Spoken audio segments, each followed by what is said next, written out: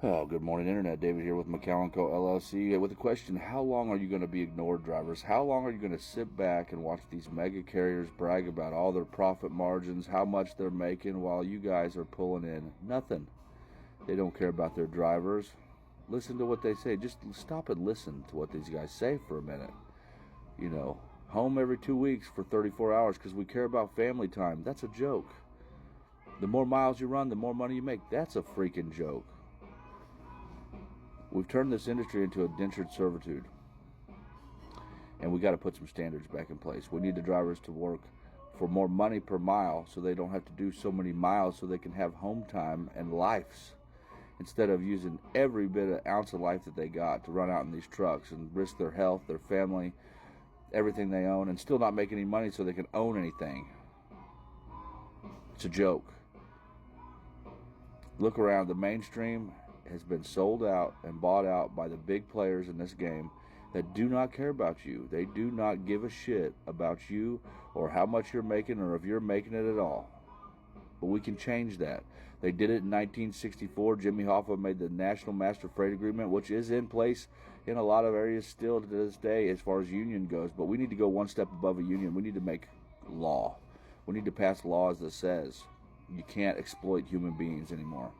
You have to pay an American wage or you have to pay a prevailing wage to anybody that comes in from another country to eliminate the conflict of interest that is hiring cheap labor that has ran this country into the ground and destroyed the middle class.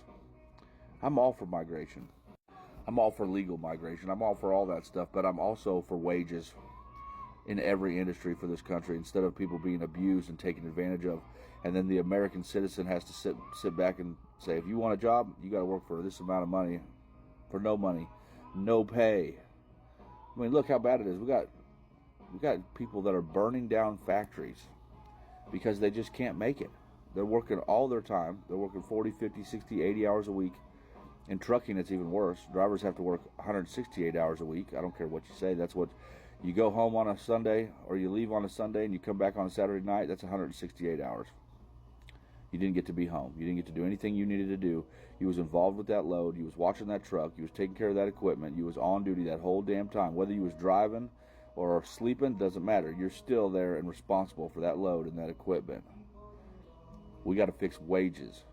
And until we have a voice that's funded, it's not going to happen. That's the problem.